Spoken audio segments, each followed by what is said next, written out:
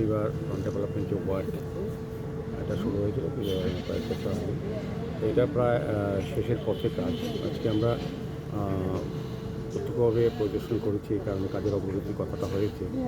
তো আমরা দেখে খুব সন্তুষ্ট, খুব সুন্দরভাবে কাজটা করা হচ্ছে। এটার মধ্যে অনেক জিনিস দেখার মতো আছে, যেগুলি রাজ্যের মানুষ অনেকে অবহিত না। তো আমরা চাইছি যে এটা আগামী ফেব্রুয়ারি বা এপ্রিল মাসের মধ্যেই আনুষ্ঠানিকভাবে রাজ্যের মাননীয় মুখ্যমন্ত্রী প্রফেসর ডক্টর মানুষের হাত ধরে এটা উন্নীত করা হবে জনসাধারণকে ব্যবহার করার জন্য বা এটা উপভোগ করার জন্য। এটা অনেক ব্যবস্থা আছে। আপনি দেখবেন হাওড়া নদীটা যেটা আগে ছিল, যেটা পরিত্যক্ত জায়গা, বিভিন্ন মানুষের আবর্জনা ফেলার জায়গা ছিল, এখন কিন্তু এটা একটা ভালো পর্যটনের জায়গা হচ্ছে, ভ্রমণের জায়গা হচ্ছে এবং বিনোদনের জায়গাও তৈরি হচ্ছে। সেভাবেই সুন্দর করা হচ্ছে। একদম আপনার ঝুলন্ত ব্রিজ থেকে 2.2 কিলোমিটার সাজানো হচ্ছে, আরও ডেভেলপ করা হচ্ছে, যাতে বন্যার সময় যে ফ্লাডে এফেক্টেড নয় সেটাকে লক্ষ্য রেখেই কিন্তু টোটাল সাজানো হচ্ছে। আজকে আমরা ভিজিট করেছি, আমাদের জেনারেল চেয়ারম্যান অজিত কুন্ডু মহোদয় আছে, আমাদের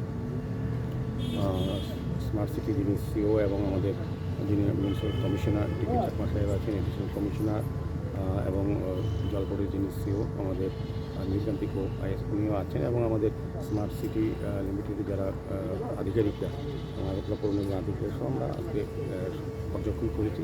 এবং আমি বলবো যে কাজ খুব সুন্দরভাবে এগিয়ে যাচ্ছে, এবং আমাদের সরকার বা আমরা যেটা চাইছি যে আগরতলা শহরবাসীকে সুন্দর নাগরিক পরিষেবা প্রদান করা এবং তাদের বিনোদনের ব্যবস্থা করা, এবং সারা রাজ্যের বিভিন্ন প্রান্ত থেকে দেশ বিদেশের মানুষ এসে যাতে এই জায়গাটা দেখতে পারে, এবং সমস্ত ফেসিলিটি যা যা থাকার কথা এটা কিন্তু এই প্রকল্পে নেওয়া আছে। এটা আমাদের প্রধানমন্ত্রী একটা ড্রিম প্রজেক্টের মধ্যে পড়ে, শহরে এইভাবে নদীর পাড়গুলিকে ডেভেলপ করে মানুষের ব্যবহারযোগ্য করা, এবং এখানে সমস্ত ব্যবস্থা আমি বললাম তো, বাচ্চাদের শিশুদেরও খেলার ব্যবস্থা করা আছে, পার্ক করা আছে, জিম আছে, টয়লেট ব্লক থাকবে, ক্যাফেটেরিয়া থাকবে, এবং হাঁটার পথ সুন্দরভাবে করা হয়েছে, এবং সকালে এবং সন্ধ্যায় এখানে গান প্রচলিত হবে।